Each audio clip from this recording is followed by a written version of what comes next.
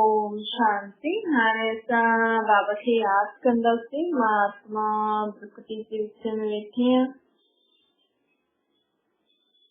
निराकार रूप में बाबा खे यादि करे मन में कोई भी ॻाल्हि हुजे बाबा खे ॿुधाए छॾो।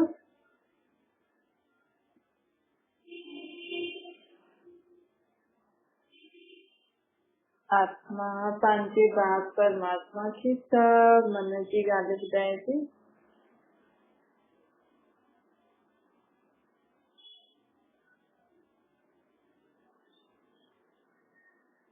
ओम शांति। अॼु मीठा मीठा शिव बाबा ब्रह्मा जी सन द्वारा चवंदा मीठे मीठे ॿार बाबा चवंदा तो ओम शांति। ओम मतलब मां आत्मा, ओम मतलब भगवान। असल में भगवान भी आत्मा ही है। तो ओम मतलब हूंदो आहे मां आत्मा, या तो मुंहिंजी आत्मा या भगवान जी आत्मा। और शांति मतलब आत्मा जो स्वधर्म शांत है। तो ओम शांति चईंदासीं न अर्थ सहित मां आत्मा शांत स्वरूप।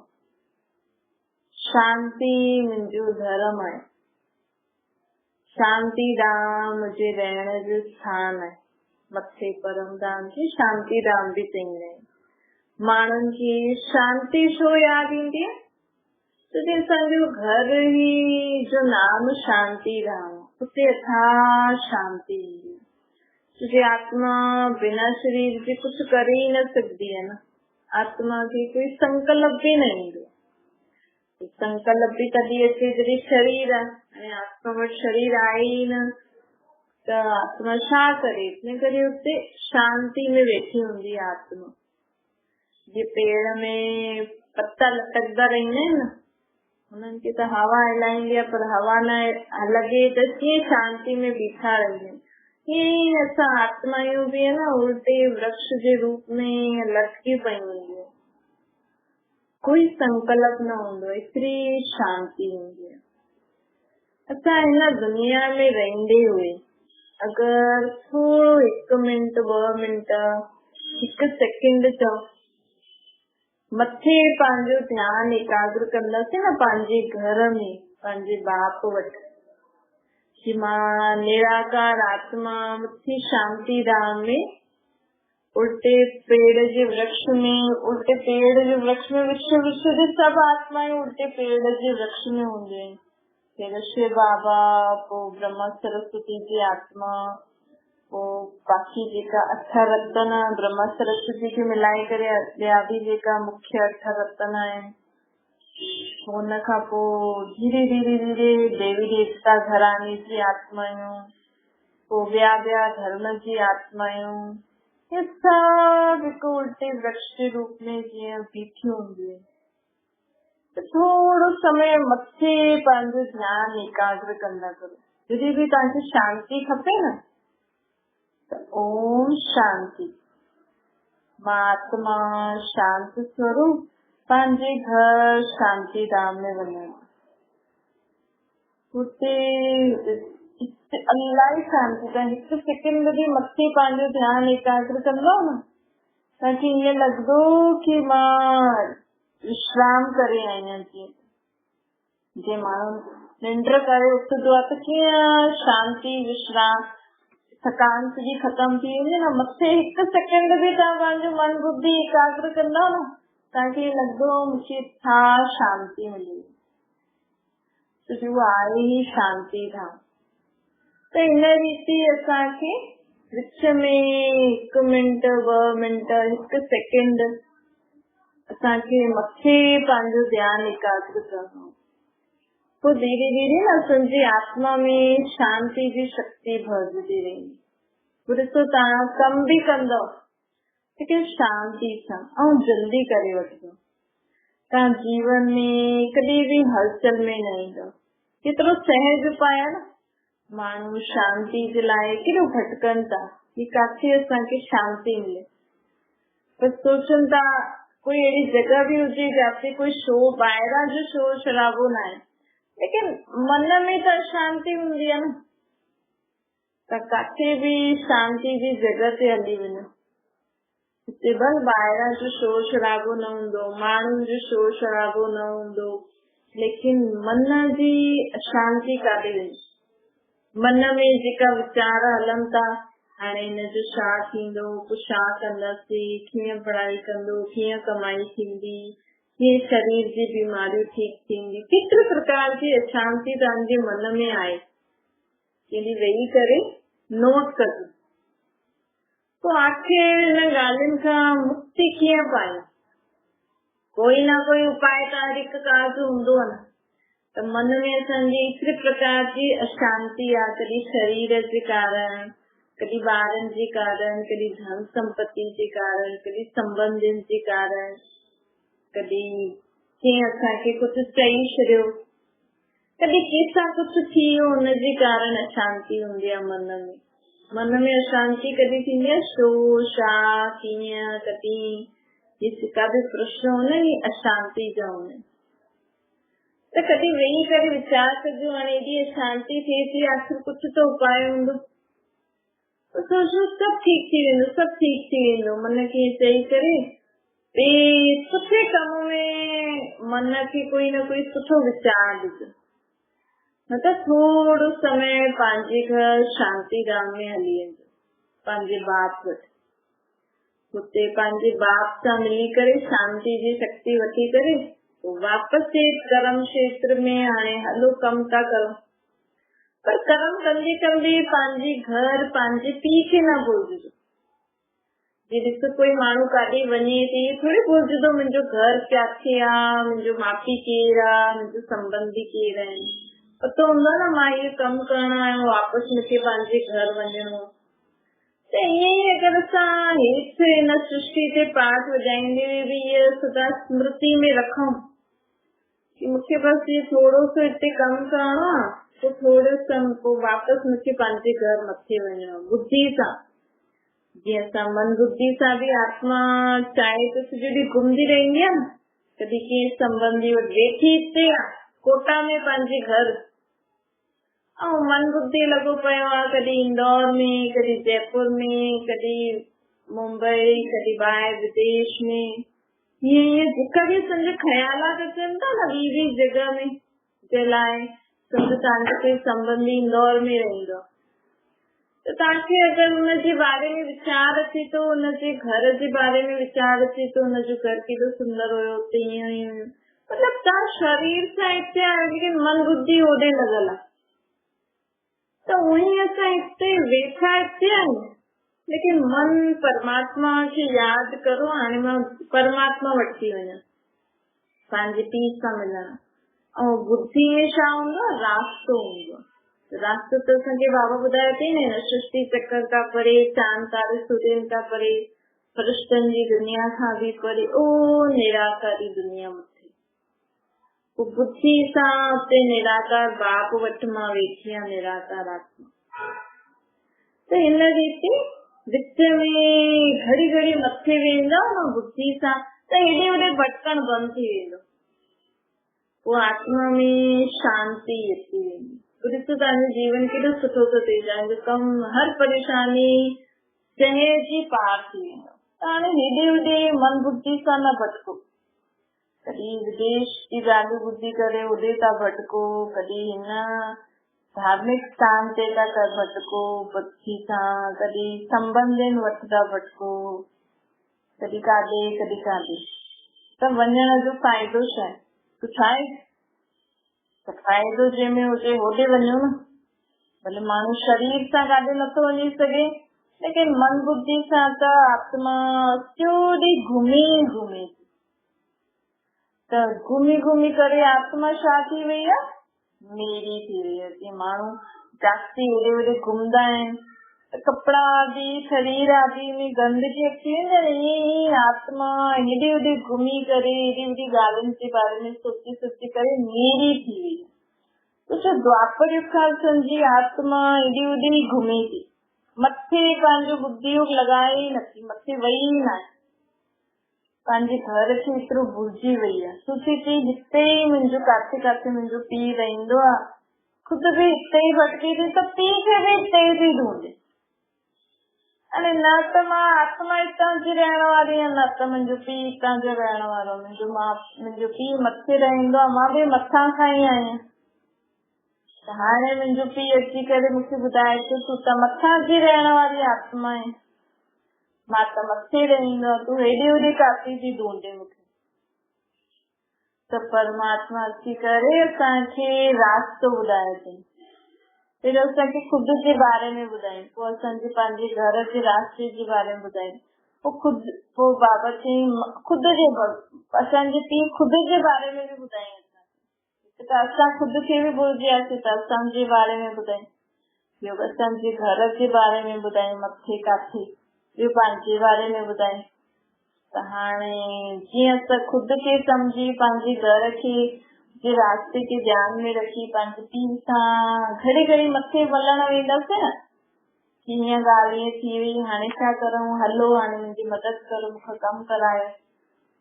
पहिरियों त माण्हू हेॾे होॾे भटकंदा हुया न, कॾहिं कोई बि ॻाल्हि थी वेंदी हुई त हिन मंदिर वेंदा हुया, हिन गुरुद्वारे वेंदा हुया, गुरू वटि मिली अचूं, माता वटि पुछी अचूं छा करूं।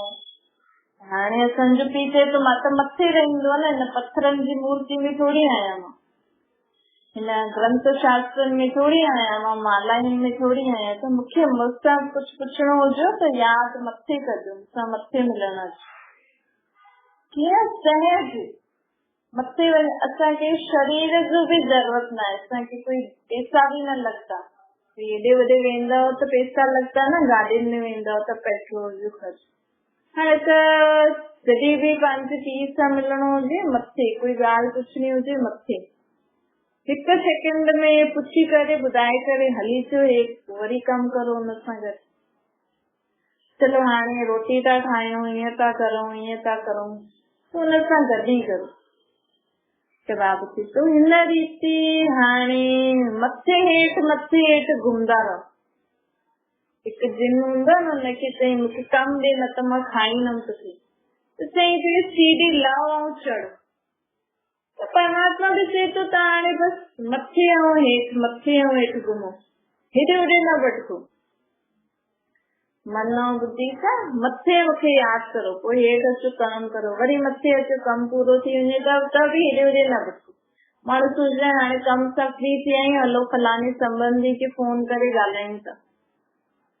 ॻाल्हाईंदे अहिड़ी ॻाल्हियूं निकितियूं मथो ई ख़राब थी, न त अहिड़ी कोई ॻाल्हियूं निकिरंदियूं आहिनि कि लड़ाई झगड़ो करे छॾिजे, न त कंहिंजी ग्लानी करण वेही रहंदा, हसी मज़ाक, टाइम वेस्ट, एनर्जी वेस्ट, माहौल बि वेस्ट करे छॾंदा आहिनि घर जो। या त टीवी वेही ॾिसजे, पोइ टीवी में कोई सीरियल, हुन में लड़ाई झगड़ो अहिड़ी अहिड़ी ॻाल्हि थींदी त पंहिंजे घर जो माहौल बि अहिड़ो ठाहे छॾंदा आहिनि, पोइ घर में बि ओड़ो ई वातावरण थी वेंदो आहे त घर में बि लड़ाई झगड़ो शुरू थी वेंदो। त बाबा चए थो हाणे जॾहिं बि कम सां फ्री थी वेंदो न, हेॾे होॾे न घुमजो, मथे में वटि अची वञिजो, पोइ मथे मूंसां ॻाल्हियूं कजो, या त मूंखे हेठि सॾु करे छॾिजो, मूंसां ॻाल्हियूं करो, कंहिं न कंहिं संबंध सां यादि करे हाणे मूंसां ॻाल्हियूं करो। ॾिसो मां 5000 साल में हिकु बार आयो आहियां हेठि, बाबा चए थो असांखे कि मां 5000 साल में हिकु बार हेठि ईंदो आहे, तव्हांखे खुद जे बारे में ॿुधाईंदो, मुंहिंजे बारे में, घर जे बारे में। त हाणे बि मूंसां न मिलंदव, मूंसां ॻाल्हियूं न कंदव, हाणे बि देहदारी संबंधनि वठी लटका रहंदव, पोइ त मां हली वेंदमि। बाबा ईअं नथो चए सभु कुझु छॾो, पर बाबा चए थो कि हाणे जॾहिं कोई भई कंहिं महिमान खे सॾु कंदा आहियूं ॾाढे समय खां, त उहो अगरि मिलण ईंदो आहे त असां सोचंदा आहियूं न भई आयो एॾा परे त हिनखे टाइम ॾियूं न, बाक़ियुनि सां त असां ॻाल्हाईंदा रहियूं। त ईअं परमात्मा बि, बाबा बि चए थो भई तव्हां हेॾे समय खां मूंखे सॾु पिया करो, ड्रामा में मुंहिंजो पार्ट ई हाणे अचण न, मां वापसि सत्युग में ईंदमि, न त्रेता में, न द्वापर में, कलयुग में, मां हाणे ई मथां खां हेठि लहींदो आहे, हाणे ई मूंसां मिलणो अथव त मिलो, हाणे मूंखां जो शक्ति गुण सम्झ खपे उहो वठो। कई माण्हुनि जे मन में ॾाढा प्रश्न हूंदा आहिनि न, माण्हू चवंदा आहिनि ॿार सम्झ ॾाढो प्रश्न पुछंदो आहे, ख़ुदि जे मन में बि हूंदा आहिनि, पर सोचदा आहिनि कि वॾा जो चई आहे उन रीति हलो, फलाणो फलाणो जो चए थो सही है। जेका भी मन में प्रश्न हूंदा आहिनि न, सब प्रश्न जो उत्तर परमात्मा असांखे ॾींदा आहिनि। त बाबा चए थो हाणे ई मां अची करे तव्हांखे ज्ञान ॾींदो आहियां, गुण ॾींदो आहियां, शक्ति ॾींदो आहियां, त जेको खपे मूंखां वठी वठो। पोइ मां 5000 साल खां पोइ त जे त पूरे कल्प जे लाइ वरितो, जेको गुणनि शक्तियुनि ऐं ज्ञान जो वरितो ॾे थो बाबा, पूरे कल्प जे लाइ हाणे वठिणो अथव त वठी वठो। तुंहिंजे बाबा चईंदा न कि पर चइण में त आहे 21 जन्म जो वरितो, त बि बाबा जे ॿारनि जे लाइ बाबा चईंदा न मुंहिंजा ॿार त बि ॾाढे समय हिन सृष्टि ते ठीक रही आहिनि। 50-60 साल त हुननि जा 50-60 जन्म त हुननि जा सुठा ई रही। द्वापर युग में भी असांजो जन्म सुठो ई वेंदो, कलयुग में भी ॾिसो अंत में भी त सुठा ई आहिनि न बाक़ी माण्हुनि खे, न त माण्हू ॾिसो दुनिया में छा छा थिए थो। त हिन रीति बाबा चए थो कि हाणे मूंसां गॾु समय बितायो। ऐं बाबा चए थो सदा कर्म ईअं करो, हाणे कलयुग के माण्हुनि वांगुरु कर्म न करो, छोकी हाणे सभु परमात्मा खे यादि, डायरेक्ट उन सां गॾु असांजो कनेक्शन जुड़ियो आहे। असांजा डायरेक्ट उन परमात्मा जी मत ते असां हलूं था। मत मतलब समझ ॾे, समझ धारण करे हलंदासीं त मतलब कर्म भी परिवर्तन थियणा खपनि। त हाणे असांजे कर्मनि में परिवर्तन अचणो खपे। जेको भी ॻाल्हियूं असां सुठी सुठी ॿुधूं था उन अनुसार असांजी सोच बोल कर्मनि में परिवर्तन अचणो खपे, तॾहिं असांजी आत्मा उत्तम थींदी। मतलब चईंदा न पुरुषोत्तम, आत्मा खे पुरुष चईंदा आहिनि। वैसे त आत्मा जो कोई लिंग न आहे, न स्त्री आहे न पुरुष आहे, तॾहिं चइण में ईंदो आहे आत्मा पुरुष आहे। त हाणे आत्मा खे परमात्मा उत्तम ठाहिणो आहे। अञा ताईं त माण्हू देह सां ई जो कुझु हूंदो आहे उन अनुसार ई हलंदो आहे न। कोई चईंदो आहे देह जे अनुसार ई खुद खे मान ॾींदो, कोई चईंदो आहे मां फलाणी जी वॾे घर जी आहियां, कोई चईंदो आहे मां डॉक्टर आहियां, मां इंजीनियर आहियां, मां फलाणो आहे पैसे वारो आहे। कोई पंहिंजी विशेषता हूंदी आहे त बि देह सां ई ॾेखारींदा आहिनि। त खुद खे वॾो असां देह सां त माण्हू चए थो मां फलाणी फलाणी पोस्ट ते आहियां, लेकिन खुद जी आत्मा जे लाइ छा चईंदो, मां दुखी आत्मा आहियां, मां अशांत आत्मा आहियां, मां ॾाढी परेशान आत्मा आहियां, मूं में कोई शक्ति न आहे, मां नीच पापी आहियां। देवी देवताउनि जे चवंदा न मतलब आत्मा जी ग्लानी था कर। कोई पैसे वारा माण्हू हूंदा त देह सां देह जे हिसाब सां चवनि त असां ॾाढा अमीर आहियूं, लेकिन असांजी आत्मा ॾाढी दुखी आहे। असां वटि पैसो, असां आहियूं त अमीर, लेकिन असांजी आत्मा ॾाढी दुखी आहे। मतलब शरीर सां देह ऐं देह जे संबंध पदार्थ वस्तु जेका भी आहिनि हुननि सां त भरपूर आहिनि, लेकिन हुननि जी आत्मा दुखी परेशान, कोई शक्ति न आहे, ईच पापी आहे। हीअं चईंदा आहिनि न माण्हू, वॾा वॾा घर वारा भी भॻवान ऐं देवी देवताउनि ते बि हीअं चईंदा आहिनि न। त मतलब आत्मा जो त अपमान था करनि ऐं देह सां खुद खे वॾो था सॾाइनि, खुद जी आत्मा जो ई अपमान था करनि। ॿियो कोई करे कि ये त आहिनि त ॾाढा अमीर, लेकिन ये त दुखी आत्मायूं आहिनि, ये त अशांत आत्मायूं ॾाढी परेशान रही आहिनि। सिर्फ हिननि खे पैसो अथनि, लेकिन हिननि जी आत्मा ॾाढी बुरी आहे। ॾिसो मतलब ॿाहिरां खां सुठो, लेकिन अंदर आत्मा जेकी आहे उहा बुरी आहे। मतलब आत्मा जी त ग्लानी थी थिए न। हाणे त परमात्मा हाणे आत्माउनि खे ऊंचो ठाहिणो आहे, आत्माउनि खे उत्तम ठाहिणो आहे, आत्माउनि जो स्वभाव संस्कार आहे न हुननि खे सुठो ठाहिणो आहे, आत्माउनि खे मान ॾियणो आहे। चए थो हाणे खुद जी आत्मा खे सदा यादि रखो, कि तव्हांखे यादि अथव न मां कंहिंजी धीउ आहियां, कंहिंजी मां आहियां, कंहिंजो पति आहियां। अगरि तव्हां नौकरी धंधो कंदा आहियो त कहिड़ी पोस्ट ते मां आहियां, मां डॉक्टर आहियां, मां इंजीनियर आहियां, मां ॾाढो वॾो बिज़नेसमैन आहियां। इहे यादि अथव न तव्हांखे, निंड में बि यादि हुजे।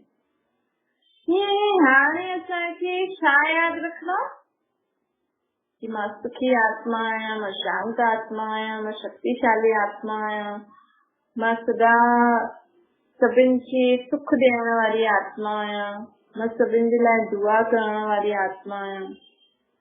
त हिन सां छा थींदो, अगरि तव्हां रोज़ इहे स्मृति में लायो, कि रोज़ तव्हांखे पतो हूंदो अथव कि मां हिन फलाणे जी मां आहियां, इन करे मूंखे सुबुह जो उथी करे हिननि खे इहे कम हिननि तयारु करणो, मां फलाणे जो पीउ आहियां त मूंखे इहे कम करण वञिणो आहे, कमाई करण, मां डॉक्टर आहियां त मूंखे ईअं वञिणो। ईअं रोज़ पंहिंजे पाण खे स्मृति ॾियारो, ख़ुदि जी आत्मा खे मान ॾियो। हाणे कॾहिं बि देवी देवता आहिनि या भॻवान जे ईअं न चइजो मां नीच आहियां, मां पापी आहियां, मां दुखी आहियां, तव्हां सुख जा सागर, मां दुखी आहियां, मां शांत आत्मा, कॾहिं न चइजो।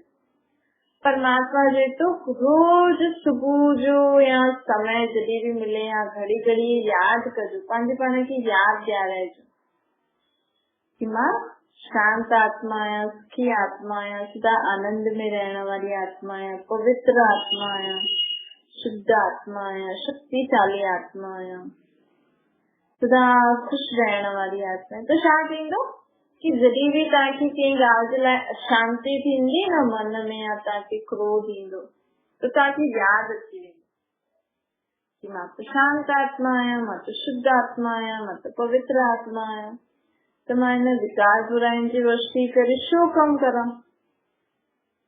छोकी ॾिसो, तव्हां जॾहिं शादी न कई हुई त तव्हांखे यादि थोरी हुयो मां कंहिंजी पत्नी आहियां, कंहिंजी मां आहियां। शादी करण खां पोइ तव्हांखे इहे घड़ी घड़ी यादि ख़ुदि खे बि सेखारिणो पवंदो हुयो न कि अरे हाणे त मां शादी करे आई आहियां त मूंखे ईअं करिणो आहे, अरे हाणे त मां ॿार पैदा कया आहिनि, हिननि जी मां आहियां त मूंखे ईअं करिणो आहे। ख़ुदि खे बि सेखारिणो पवंदो आहे न भई, यादि धीरे धीरे स्मृति में सिखंदा आहिनि न माण्हू, चवंदा आहिनि न अञा त नई नई सिखी वई, त घड़ी घड़ी यादि ॾियारंदा आहिनि कि अरे मां त हाणे शादी करे आई आहियां त मूंखे ईअं न करिणो खपे, ईअं करिणो खपे, हाणे मां आहियां त मूंखे ईअं करिणो खपे, ईअं न करिणो खपे।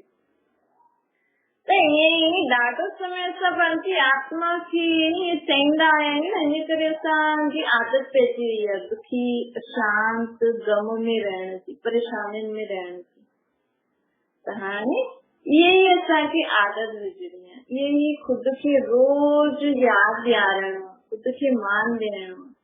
सिर्फ़ शरीर सां न सोचो मां डॉक्टर आहियां, मां इंजीनियर आहियां, मां अमीर आहियां, मां गरीब आहियां, फलानो फलानो।